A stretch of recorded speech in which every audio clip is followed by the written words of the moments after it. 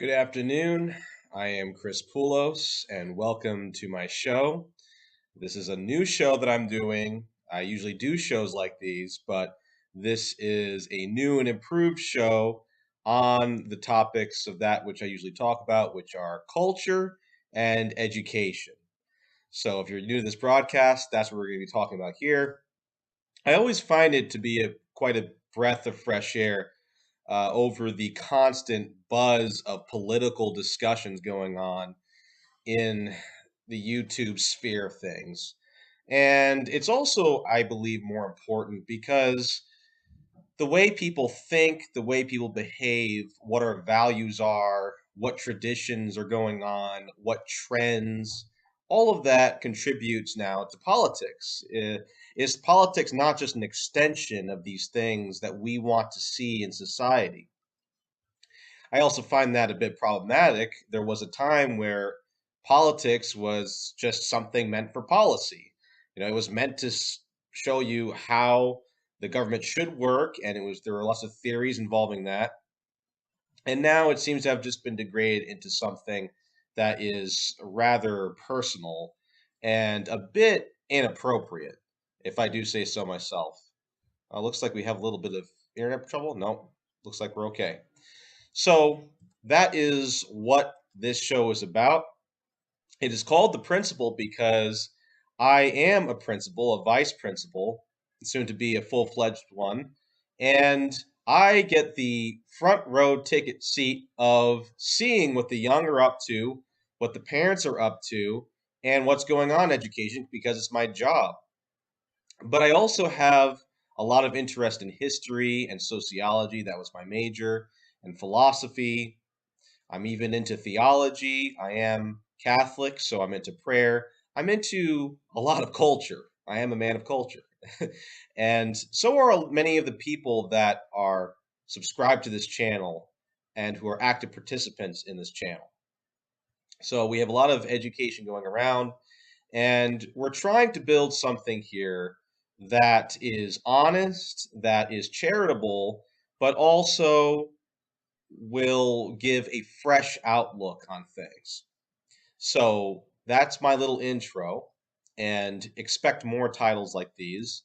The first title we have for this episode is Dark Academia and Elitist Pseudo Intellectuals. And I will try my best to break down words, big words that we throw around from time to time to explain things.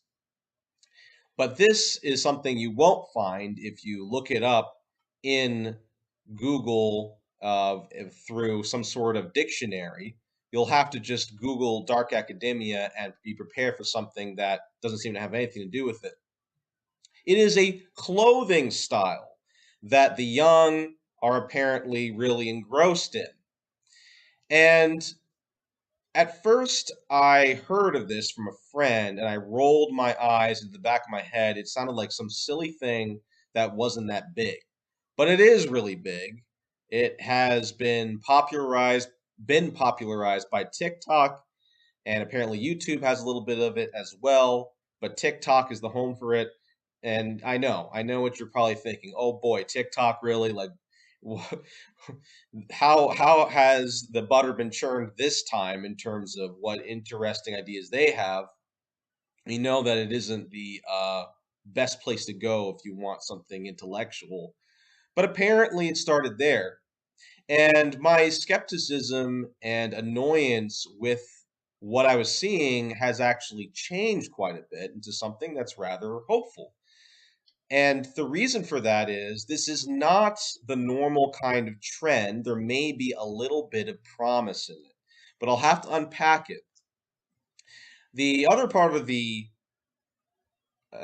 title is elitist pseudo intellectuals, and I'm going to use the dark academia movement with the kids as a starting point to unravel a sickness that has been going on since I would say the 1950s and 60s, a sickness of trendiness and superficiality, as well as arrogance and ignorance in the academic spheres. We have a serious integrity problem by some very well known professors.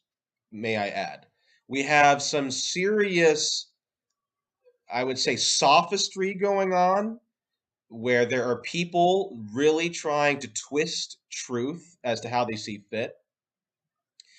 And there are people that are just demagogues. They just seem to want to give their opinion and they use their they have a very ugly pattern of using their laurels to beat people over the head. Well, I'm smarter than you because I have this piece of paper, and if you dare question me, I'm going to throw you out because this is my will to power and I don't want to hear you. Yes, that is what I would call a pseudo intellectual of himself. Much worse than any trendy students in that college are the professors. And they have hell to pay and a whole lot of regret when things turn against them. So I will have to admit, I relish their downfall whenever it completely happens. So this is very important because if we do not get a handle on what good education is, as well as the need for classical education, we could find ourselves in the movie known as Idiocracy.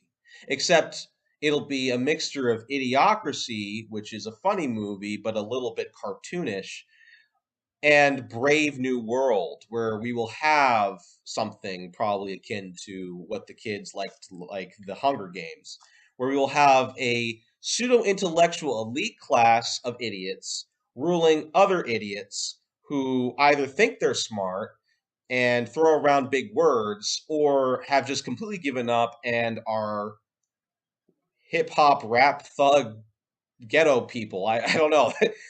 Which, may be a little bit similar to our current times, but I leave that for you to decide.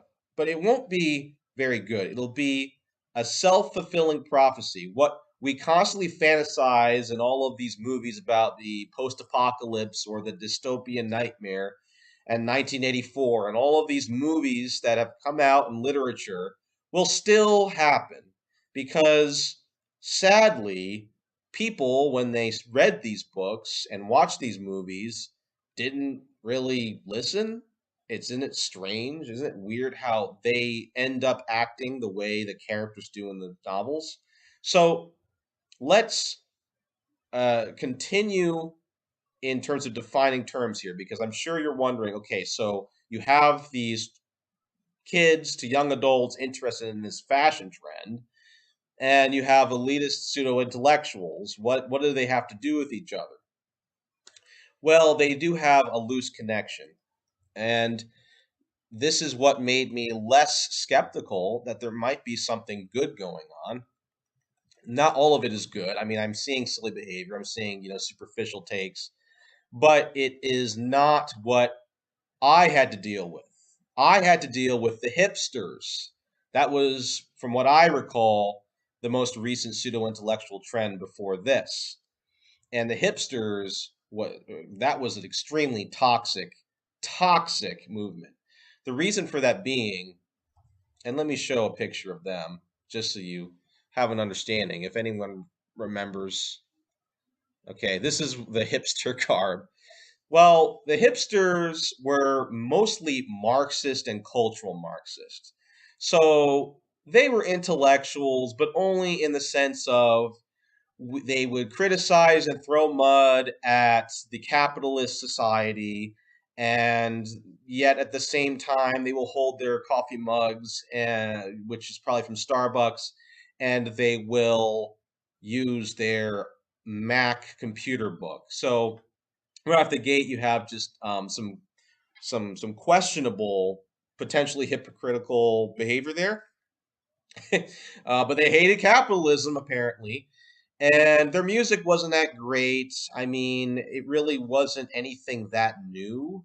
I don't know how to say her name. I keep messing up. Bjork, uh, the lady from Iceland, from the 90s. Their music sounded like her, except not as inventive, with a lot of acoustic guitars. And they either, they were either really Marxist or they were nihilistic. They would have these knee jerk reactions. I call them intellectual knee jerk reactions. And I put it in the description. Knee jerk reactions are a true epidemic. So let's say you have a disillusionment with something and you realize something isn't perfect or an idea isn't perfect. Nihilism is saying, well, because things can change, because ideas aren't perfect and people have corruption in particular systems or abuse ideas, therefore nothing really has meaning. Therefore, there must be no God, but not just no God, there must be no meaning in pretty much anything, man. It's all just go with the flow. And unlike the hippies, which sounds similar, who may have been a little bit nihilistic, but they weren't as serious about it, but they had their little bit of similarity there, I suppose, in terms of some of the thinking. These guys were aggressively cynical and aggressively revolutionary. Okay, so many of these hipsters end up being the anarcho communists of Portland and Antifa people. Some of them say, "Oh, I'm punk," but the hipsters would agree with a lot of their stuff. Okay, and the problem with them was they were so closed-minded. And the more someone screeches about something, the more they probably don't have what they're screeching about.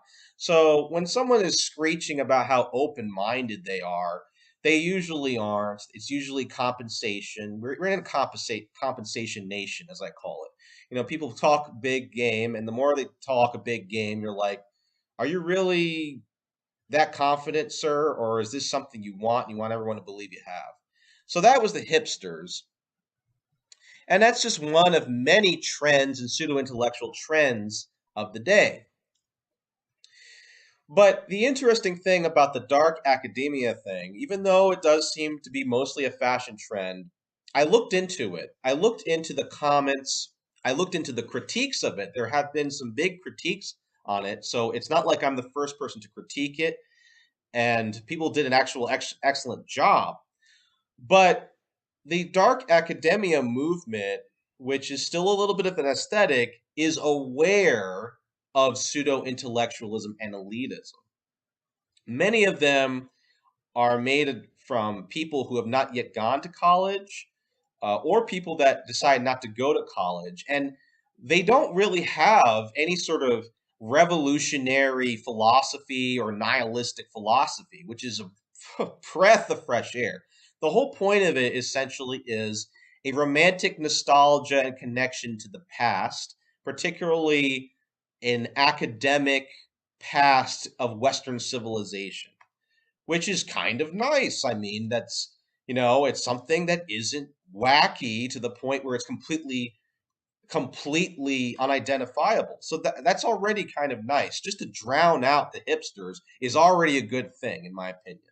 Thank you. Thank you, Dark Academia Generation Z children. Please continue. Even if nothing happens, get these guys out of here.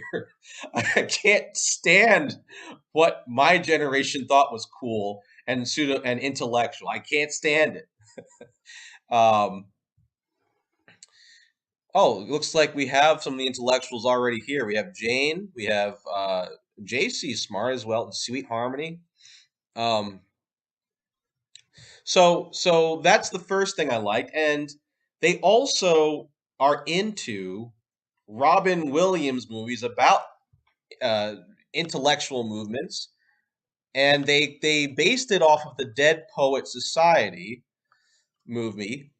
I don't know if they are into Good Will Hunting that much, but that is also a relevant movie about. I mean, there's a scene where uh, the pseudo intellectual is completely exposed, and so both of those movies are about learning about the humanities, enriching yourself with the humanities, and they address particular issues with that. It's not going to be just a walk in the park. There's all kinds of pride and things that show up.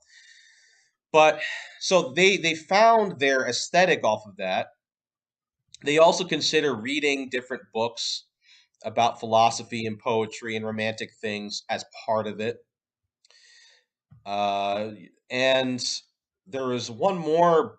book that they apparently tout, which is The Secret History by Donna Tartt. There's a movie about pseudo intellectuals and that whole thing turning dark in a bad way.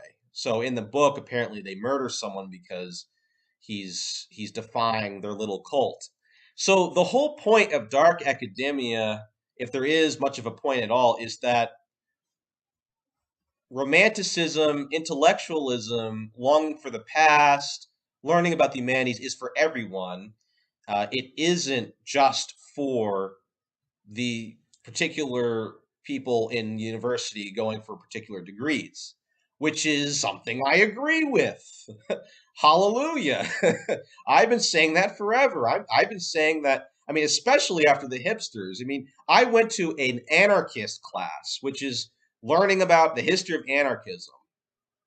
And a distant friend who was in my class learned about the whole thing. We learned about Proudhon. We learned about the revolutionaries. We learned about Dorothy Day. We learned about every different kind of anarchism. I wrote a paper on the Ukrainian anarchist army and what happened there. I did all of that. I learned about what the hipsters were into. And at the end of the course and during the course, we found that it generally doesn't work. But even after that Duke University course, my distant friend said that he still is a bit of an anarchist. And it killed me. It killed me. Now, I'm sure he wasn't the revolutionary kind. There is peaceful anarchism. Anarchism is one of those things where it isn't like everything about it is evil and irredeemable, believe it or not. It's just the bad stuff is, of course, touted by the devil and his minions, and everyone goes to the violent side of things. But I was just sitting there, I was like, dude, why are you touting something that we learned about that doesn't usually work? It's just not a good system in comparison to just regular individual self agency and capitalism.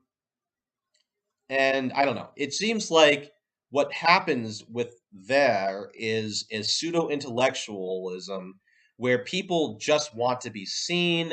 They want to stay in the collective. They want to stay cool with their friends. And that, unfortunately, is um, why I look down on these trends and the trendiness. Now, the hipsters might be the worst pseudo intellectual trend and movement ever. So maybe we are in the middle of something that could be the best one yet. And by best, I don't mean good. Okay, every pseudo intellectual trend is bad in the sense of it being usually superficial. But this might be something that could be a gateway drug. Okay, because on the other side of the fence, there are serious thinkers. Jonathan Pajot and Jordan Peterson are my favorite, but there are serious thinkers out there that are drawing people into very, very, very deep discussions on YouTube, not just in books. And that's very good. And if this is happening at the same time as dark academia, overall, the net effect is possibly a return to Western civilization of some kind. So that's what I mean by it could be the best. Uh, I better check comments because I see that things are cooking up here really quickly. Um, Now, this doesn't mean that all is said and done here, because of course this can go bad. This can go very badly. It can turn into something elitist, just like anything else. It can turn into something that mocks Western civilization. But again, what happens here is we're forgetting about the law of competition and the will to power that everyone has. Everyone has an ego, right? And so if you play with the fire of Western civilization and deeper thinking, classical thought, well, if you're a superficial person, then you're going to have to adapt because there's going to eventually be someone who knows what they're talking about, who will embarrass you and humiliate you, and then you'll actually have to grow. So I really don't think this is a major threat. If anything, I think this is an excellent view into what could be a thirst in the human spirit. Now, I don't know whether or not we are going full circle, as they say, right? I don't know whether or not this is simply a law of probability that eventually all this trendiness, people would trend so many times over that they eventually trend themselves into something conservative.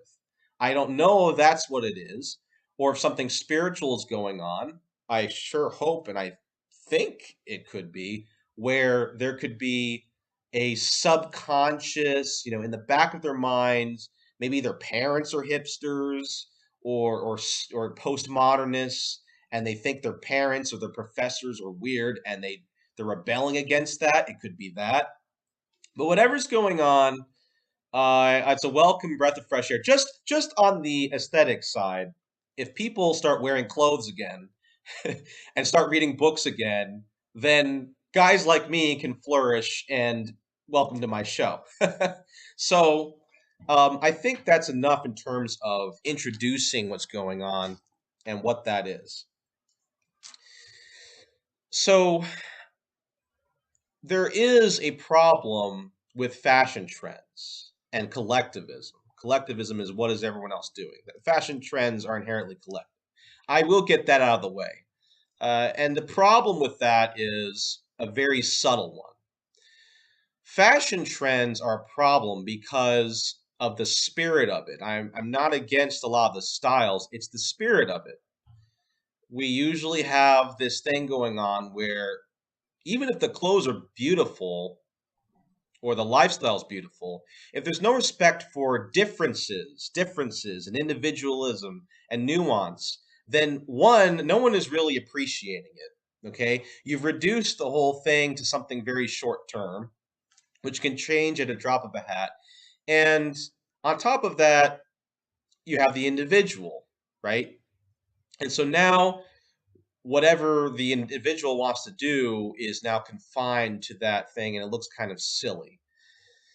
Now, sometimes you have to be collective, like when you go to work and you have to wear certain clothes, and your boss requires you to wear certain clothes, or in school, they have school uniforms. I mean, we have school uniforms at the school I work at, but when it comes to someone actually deciding in their own heads, oh, I have to dress like this to fit into my, into the particular elite the elite circle of dumpster kids. That's what I call it. Isn't it funny how kids have their own elitism? It's like human nature never changes, and I call them the dumpster kids because everyone would hang out near the dumpster. I'm not saying that they were trash. I'm saying that they would hang out near the dumpster. All the goths or people that weren't jocks. They would they would go congregate in the place where no one else would go, and so we would hang out in the dumpster. Of course, the nerds would be in some sort of laboratory setting, or they would have their computers out playing video games. But that is what we have going on in our heads. And there's how do you pick out someone that does it because they truly are inspired, and how do you pick out someone that is not doing it for that pure of a reason? And so there's that issue. Another problem that I'm seeing is we need to hold on to the transcendent, okay? And what does the transcendent mean? Big word alert, okay, for those that are listening in. Transcendent means something that is beyond the temporal, the beyond what can change in the here and now. A transcendent value, okay? So we have these ideas that we can decide in our minds are eternal, they're immortal, like ideas such as honesty and integrity and truth. These things are much more real than we realize. As psychology advances, and that's another whole problem. There's a whole pseudo intellectualism with psychology where the good stuff has been hidden by the hipsters who are obsessed with only particular things. But the good stuff, such as logotherapy, which I only have a little bit of knowledge in, as well as some of the observations by Jung and post-Jungian analysis and cognitive psychology. You also have biological psychology, what makes us men and women, or what makes us human, affects our thinking. All of that is showing that what we used to call transcendent, these are these abstract ideas like beauty and love and truth. Plato started this whole discussion.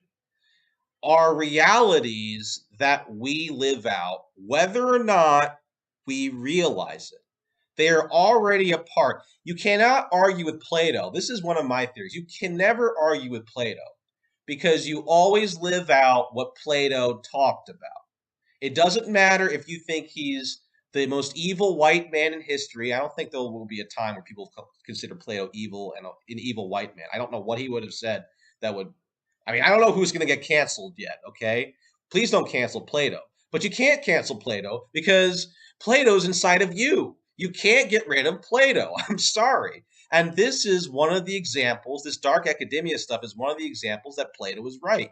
But psychology also proves that Plato is right. When you look at how people operate in their behaviors, they gravitate towards the beautiful and the just and love, but they may have very twisted understandings of it, or they can't see it completely, but they still do. The operating system is still there that we aim for it. Even if you're doing something bad, you're still aiming for something which you think is the good. And I know that's very out there, but it's true. It's true. I don't want to go in too far into that. I want to stay to the topic here. But dark academia, it shows that they may not realize it, but there's a reason as to why the young always seems to have nostalgia for the old.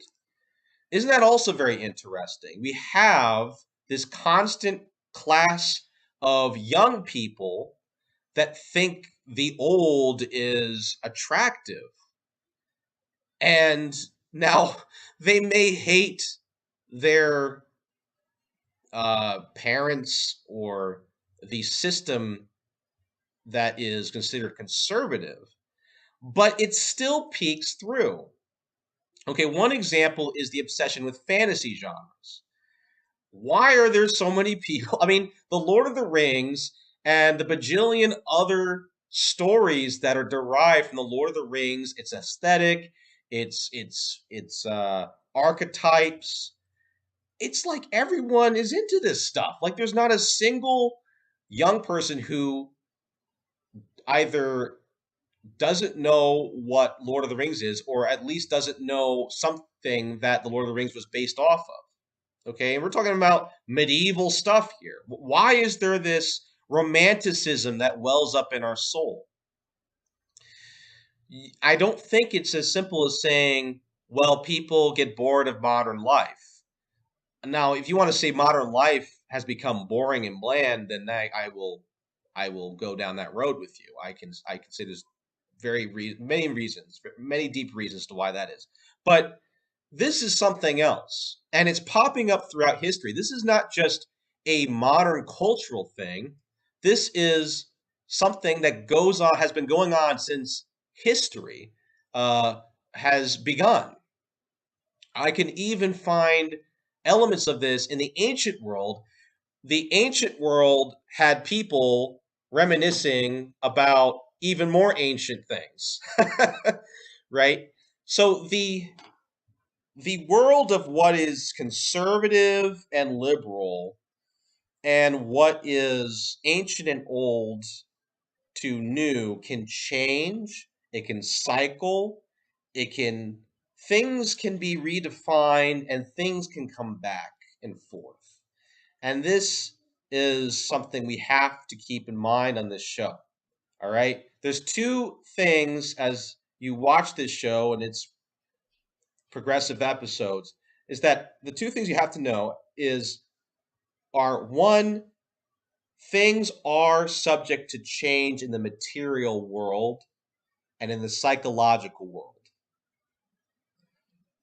Two, the transcendent still exists. There's still objective truth. That's very important. So I'm not going to step on any side here and say, oh, well, I am a traditional conservative and, that is, that is just this particular image of traditional conservatism. And usually people go for the 1950s, which is not the only form of conservatism. This is the only way to go, and we should have like this endless this endless void of 1950s conservatism. It'll look like the Jetsons or something, where they live like 1950s people, but we have flying cars. Okay, I do not believe in magical thinking that particular look, which is also its own trend, in my opinion, is magically going to solve the world's problems. Okay, I do believe in the nuclear family. I do believe in the values that were being brought to them. But there are people, even in that, even people that are my friends, even people that are in the conservative movement, that are just totally superficial. They don't understand why that is a time which they reminisce for either. So I'm going to get that straight right now. Okay, what was considered traditional in the Enlightenment period, for example, or what we consider traditional, and we look back on the Enlightenment period, that was actually considered kind of punk once that clothing line came out with the powdered wigs and stuff.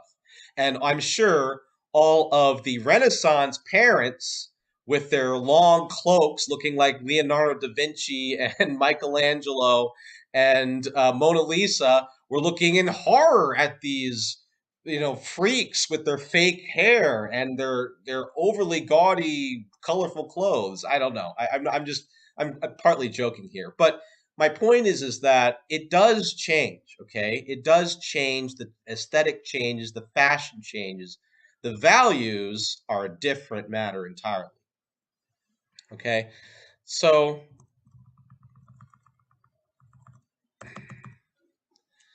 people are craving something more than what they realize they are craving. And let's start with a little thought experiment.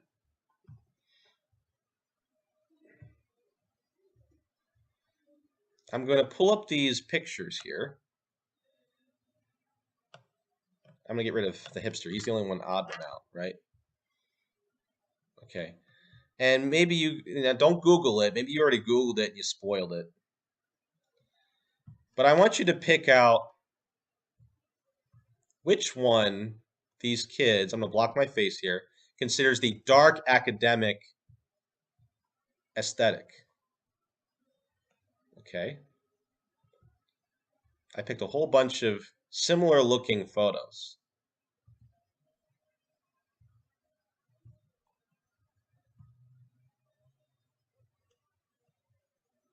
Oop. Okay. So most of them are men. I'm not trying to be a sexist, okay? I just know most of these characters.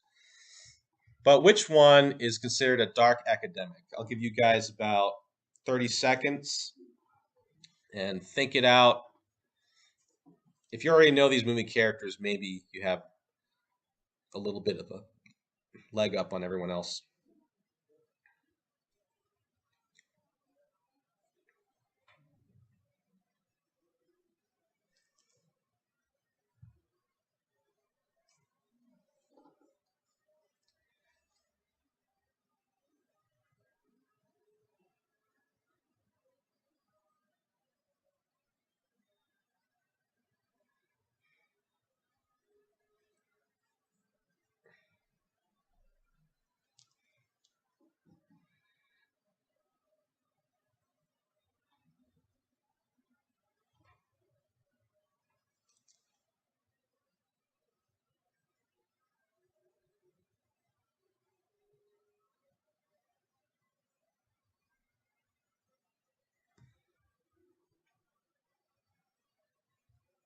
Okay.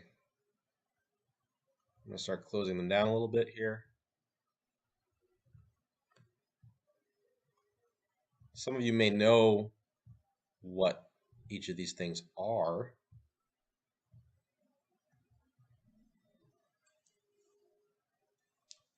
Okay, so the answer is this guy, apparently. Apparently, this is an example given by the internet, and it seems to be apparently an adaptation about Freud. Dark academia is apparently very similar to the Tory English style of clothing. Maybe it's because Harry Potter and Dead Poet Society isn't really Tory, but they also list them, right? Isn't it hard to determine this? I mean, doesn't everyone here look similar? I could easily just put Jordan Peterson up as an example, and if he wasn't as popular, people would probably fall for it. So, what does this show? I mean, it's almost as if they have such a loose term for what a dark academic is that we can see that this is an idea that's gone on for a long time, okay? And it's come back and forth in history in various different names. This is the idea of the past being something that is beautiful if it's classic, or if it is somber and serious and intellectual. So, what does that mean if it's very hard to figure these out? What it means is two things. Well, it's two possibilities. One, that this is a very superficial trend where they really don't have an understanding of what Western civilization is and anything about history, which is possible. And they kind of are shooting in the dark and they're like, aha, I think that's cool. And I like that. So I'm going to call that dark academic. And I don't know any other terms other than that. The other possibility, which I think is also true at the same time in some of the community, is that they really don't care. It's a little bit of a looser movement where anything involving a brooding or not brooding, maybe just an interested humanities aesthetic and anything that gives that image is considered dark academia. So some of them are very self-aware, and that's a good thing.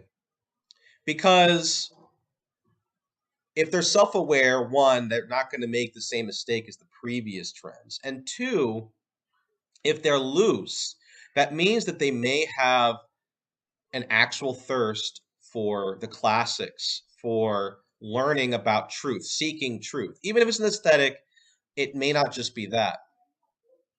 So that's good. I think that's a very good thing going on there. There might be a little bit of hope. Now, let's go through a few of the other trends that have happened. I have some of them up here. I showed you the hipster. We went through here through that already. But there are a few other trends that have happened that I really do not consider very good. And this one is to be blamed. This one is something very bad. This is the Yupster, and the character is the main character of the American Psycho horror movie, and he was played by Christian Bale. His name is Patrick Bateman. American Psycho was a critique of the 80s yuppie elitist class. Okay? And they were a problem.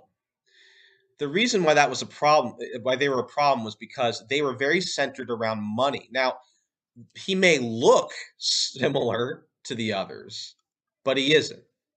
And the whole 80s thing really did a number on the educational system, which we'll get to, because a lot of it became about careers. I mean, maybe in the 60s and 70s that started to happen as well because you need the 70s to turn to the 80s. But you see this problem where you become intellectual for power and money in a capitalist system. And this really messed things up and paved the way for communist revolutionaries, postmodernists, things that destroy the Western civilization to take over because everyone was turning a blind eye to the matters of the mind and the heart because this didn't make money. And that's still a problem. I mean, it is harder to make money in the humanities than it is in the sciences. But they would mock it. I mean, parents today still mock the humanities, and it's very sad. They still really push their children to obsess over, oh, just get a good job. This has got to stop. I mean, you can't do that without major ramifications. And it's an obsession, okay? Because it doesn't make any sense if you sit down, look at it objectively.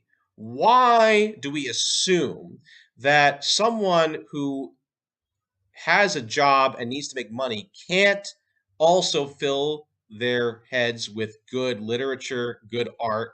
Why do we assume that? I think the assumption comes because the 80s and the yuppies and many of the baby boomers disguise their greed as Western civilization. Okay, it isn't about financial security; it's about financial dominance. It's about hedonism. Okay, and they're very tricky, and maybe they themselves don't realize it, but they themselves, because they're so dumbed down, they can't even understand the difference. They can't understand the difference between greed and just being a classical romantic person of Western civilization. And they're not very good at Western civilization, by the way. I mean, have you seen their taste in things? I haven't met many boomers outside of maybe some of the people here who are very educated, but I haven't met many older people that are wise. You know, that more applies to the World War II generation and maybe some before. But we have this new generation of old people, and they like action movies and dirty adult films just as much as the kids do. I mean, I don't know about these people. Are they really so, conservative or traditional, or you kids better shape up? I think that's a big act. I mean, have you seen the '80s teenagers and what they were like? Uh,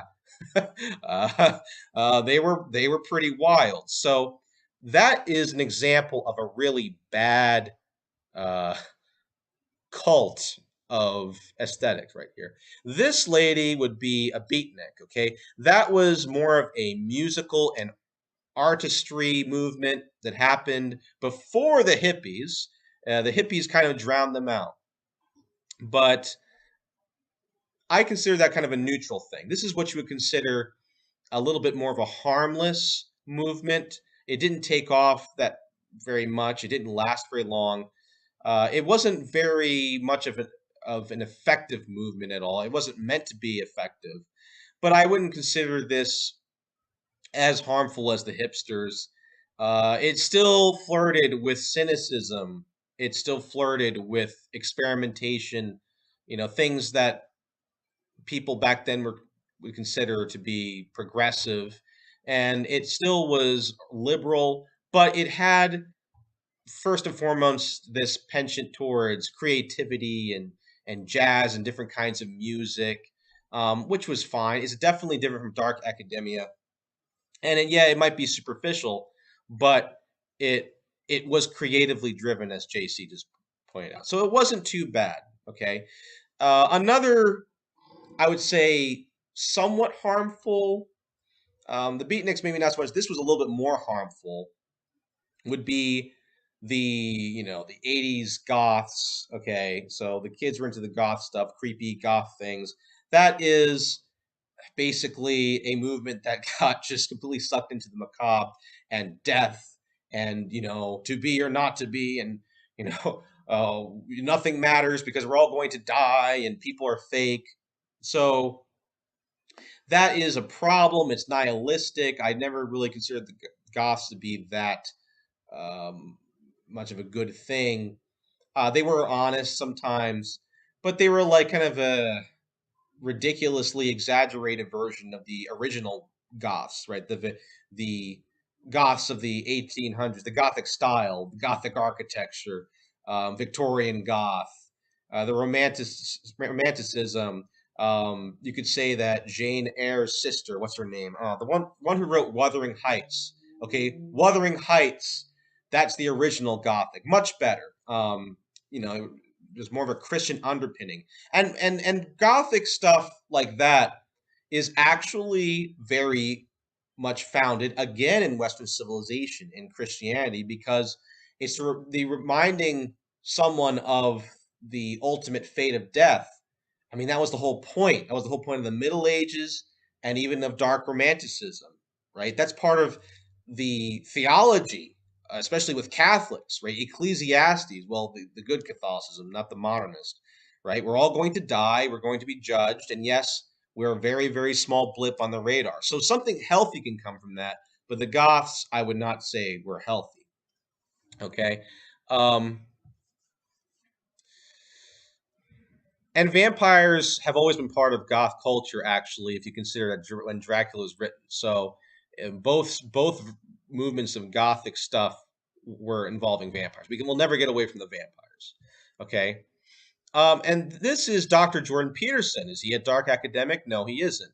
He is part of the new conservative movement. And I think that this is not very much a pseudo intellectual trend. Okay. This is something for real. Some people may superficially be tacking it on. You always run into that. But this is what some of the dark academic kids could turn into. Because, and here's the big thesis I'm finally getting to, an aesthetic, an exterior aesthetic can point towards something eternal. And I'll explain. Clothing in of itself and someone's demeanor and how they carry themselves speaks often about their virtue and what they're interested in. So if you're wearing professional classical attire that might be a little bit creative, you are giving off an impression that you are interested in that which is of the mind and that which is of the humanities. And so they may like this style for reasons they don't know, but the subconscious reasons, what's going on in the back of their heads may be because they want a return to classical education. They want a return to a time when you could learn about other things than what the mainstream mockingbird media, as I call them, constantly talks about. Maybe they're sick of the TikTok trends. Maybe their minds are finally having enough of the constant idiocy on Twitter and Instagram and Reddit and these elitist professors who just constantly talk about how capitalism sucks and everything is about capitalism being terrible. I think that's what's going on. So this is something that is very promising. Oh, and just to clear things up, this is just a dapper gentleman, right? This is from Gentlemen After Dark, a very entertaining movie, black and white movie. This is Batman. This is Bruce Wayne. I guess he would be, what would we call him? I guess he's a Gothic academia image. If I made up a trend, he's Gothic academia. He broods about evil and the city of Gotham, right? So that's everyone I have up here. But I think the point of what I'm trying to go at is if we have the conservatives or classical liberals or anyone that is trying to create meaning in what's going on in this world, if we have them realize that there is power in the old, if we have them realize that we shouldn't be afraid of the old because the old is ever changing. What is considered traditional is ever changing, one, so it could be cool. and two, the fact that there's a yearning for it, we may be onto a new, fresh take into what conservatism is, and to dispel this idea that we are stereotypical authority obsessed people who want to oppress everyone, which is a stereotype. It's a stereotype that the far left used in the academic sphere to try to advance their own agenda, but it wasn't very well looked into. And so, no matter what the liberals are saying, no matter what the leftists are saying, they cannot feed the soul. There is something wrong with constantly talking about what the system is doing, man, and capitalism is doing, man. It actually runs its course.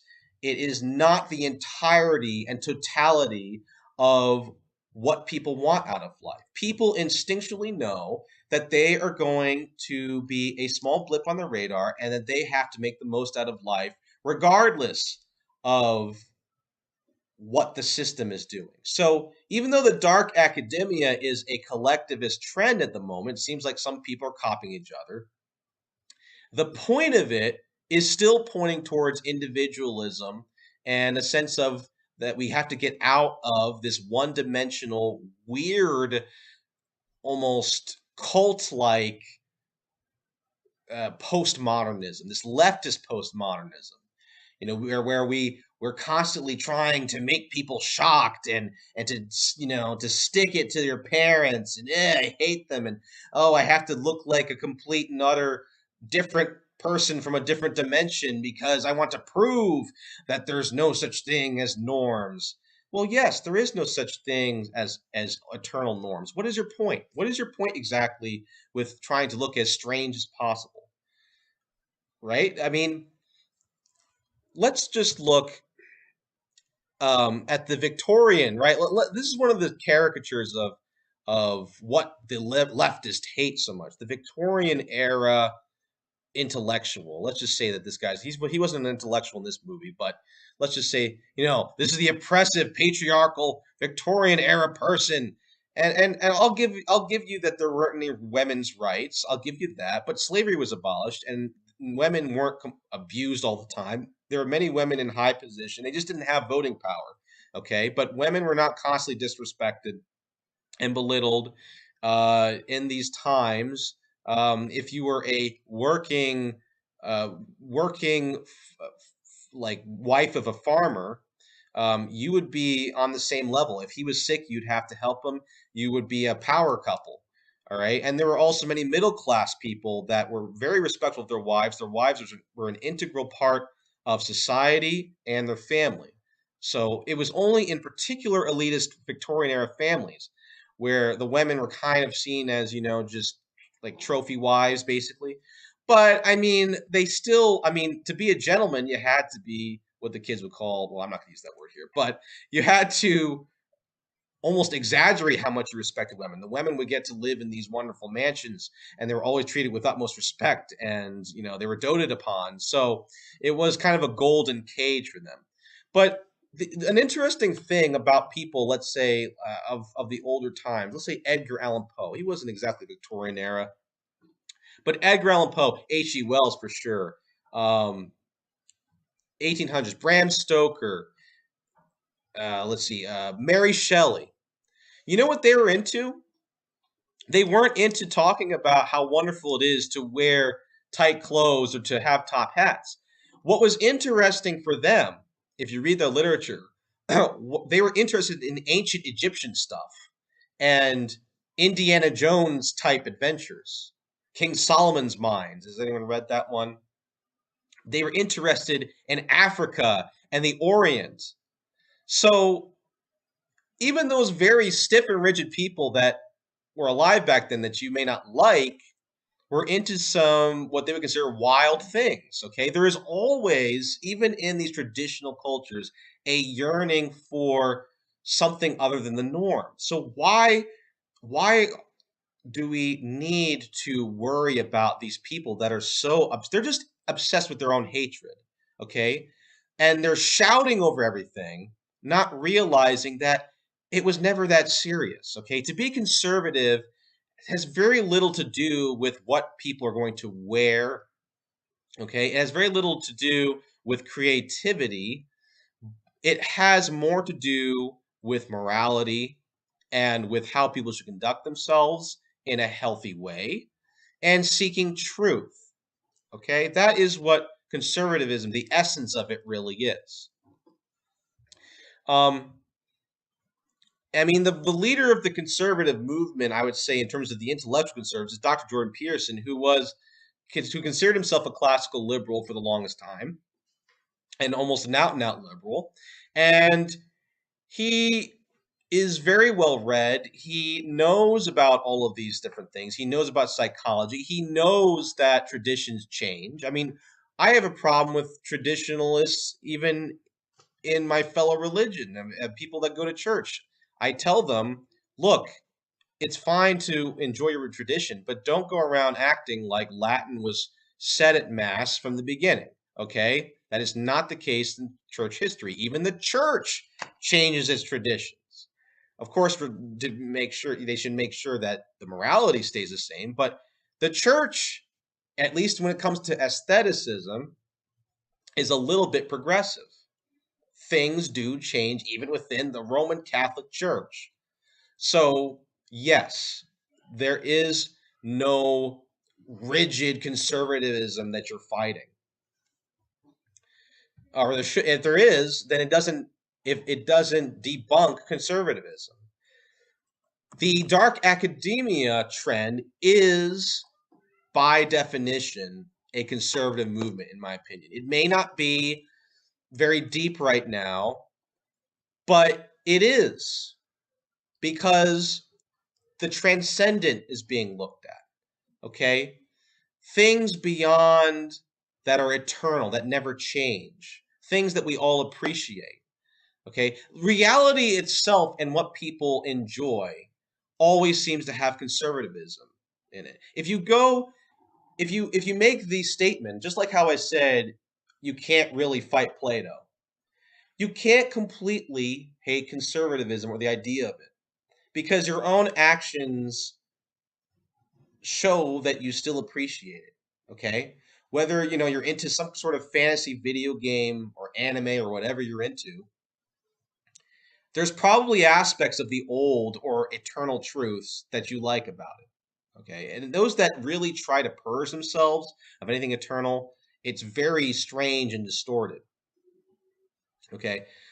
So this is my point, and this is my where I kind of come to final remarks, and where the whole singularity of education comes up. Education has clearly failed the young. Now they're being explicit with this movement. They're being explicit in saying, "Oh, this stuff isn't just for those that are in university. Anyone can get involved in it." The only big critique I have of this so far is that the name isn't great, because they're saying dark academic while at the same time saying this isn't just for people that go to university.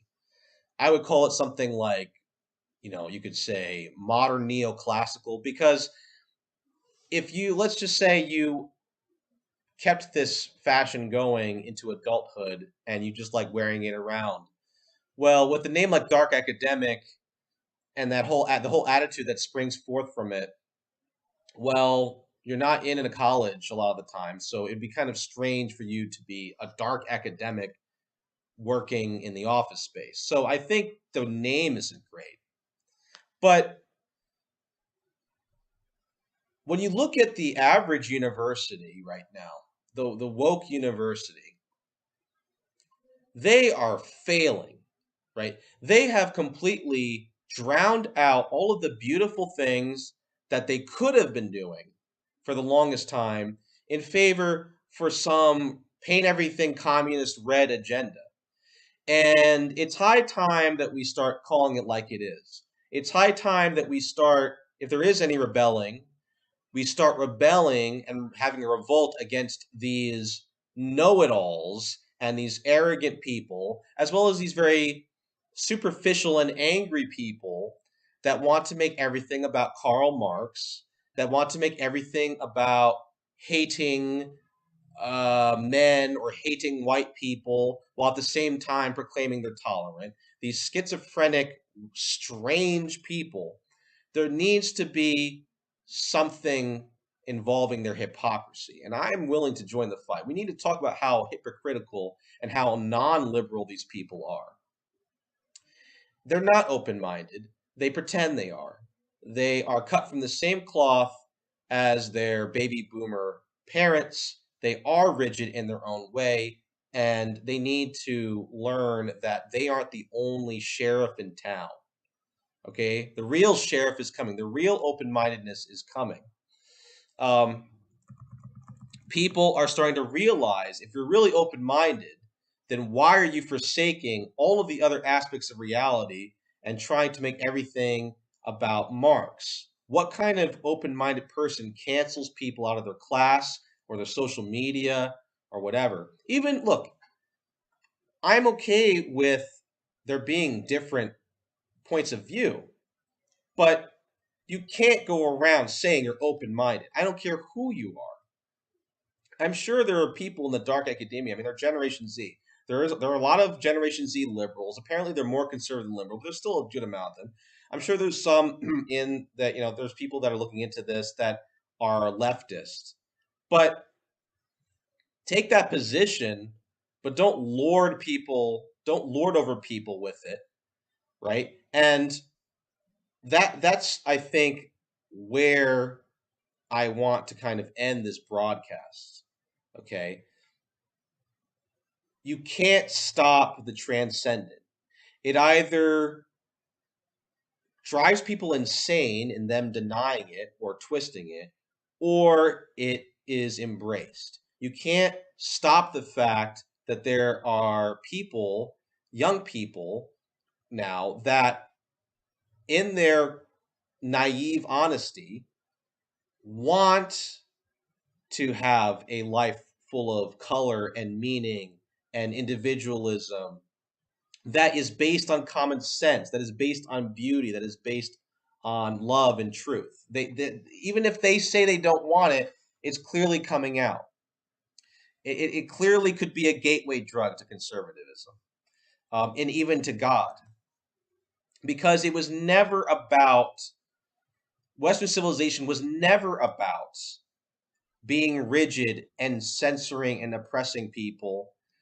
If there were people that did that, they would be bad examples. Western civilization was always about truth as a process, seeking truth, seeking beauty, seeking the good, and trying to uplift humanity through seeking these objective things that we all want.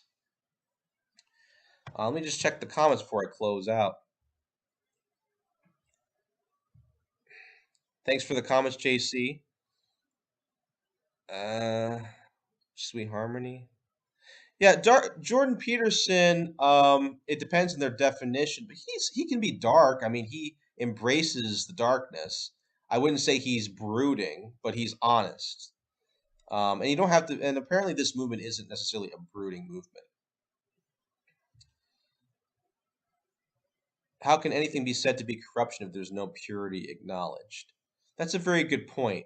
Another thing that's happening, Sweet, is that this any style like this leads to a sense of excellence, right? So this style is actually, if this takes off, even if it goes nowhere, like I said, this is destroying the leftist postmodern art movement, because if they're into this, that means they're into some sort of they're into some sort of harmony in beauty. They're into some sort of truth in beauty and something that shows symmetrical shape that we see in reality, even if it turns surrealist. They're showing that there's a hierarchy that shouldn't be messed with, and that some things are more beautiful than others. And that's a very important thing. And that's what I challenge anyone listening to realize. If the difference between what this is, this trend, and conservatism is this is the exterior beauty. Conservatism is the interior beauty. Okay, so to conduct yourself with decency and grace and purpose and charisma and some adventure, right? That is what I consider to be part of Western conservatism, classic Western conservatism. Okay, to be truly civilized. And so, even if this is just an exterior thing, you see that that's what they want, which is very good. So, I think that's it for the broadcast. And I think that I hope that I have begun to dismantle the pseudo intellectuals and make a case that we need to salvage this thing and that the young are crying out for it to be salvaged. Take care, everyone. God bless. And I will see you next Saturday. This show will be a continuing one. And please check out any links in the description that go into further detail about the things I'm talking about. Deleuze is very important. I wasn't able to talk about him. He's a French philosopher, and he kind of backs up how things change a lot in the physical realm. Um, I think there's a little crossover with how the Buddhists sometimes see things, but I'm not a Buddhist. I'm just saying, there is something to be said about that. I do not believe in everything Deleuze says, but the video is very good and it helps to explain things. Um, and that's about it. So see you later, guys. Thanks for all the participation as well. Thank you for all the comments. Jay, the rosary happened an hour before this because I have to go see my sister right after this. So normally I would do it at 3 p.m. Eastern to catch you guys. I know most of you guys aren't around at 1 p.m. Eastern. So go look for that. It should pop up. I just had to do it early because I had to prepare for this and head home.